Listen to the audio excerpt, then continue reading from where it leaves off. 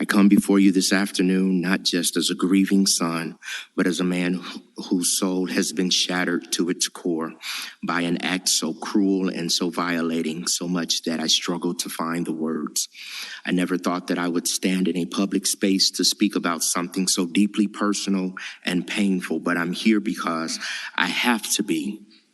Because what was done to my mother by a Memphis police officer after her death warrants not only answers, but real tangible change.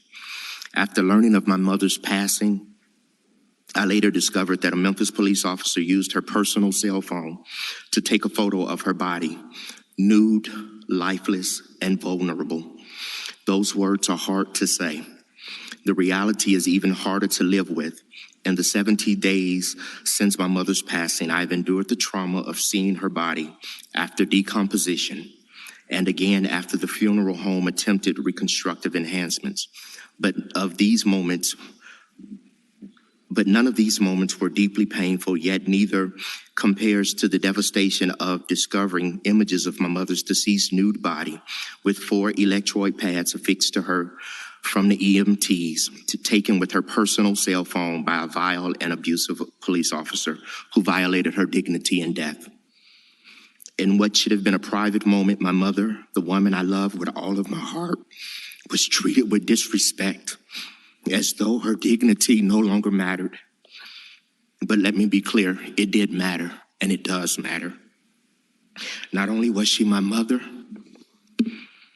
she was a sister, and she was a grandmother, and so much more.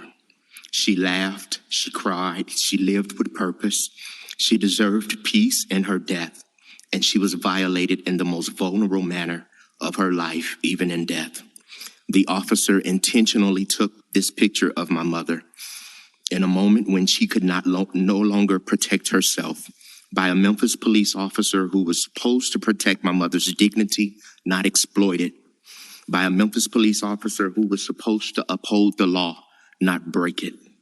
As citizens, we place our trust in first responders to care for us in the most fragile and helpless moments.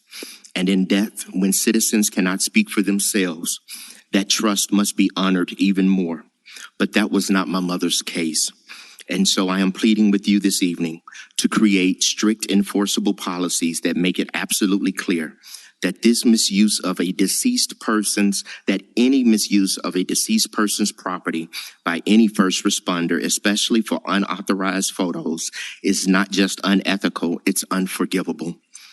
Because no family member should have to wonder why this was done, who saw the pictures, or even if the pictures will ever resurface.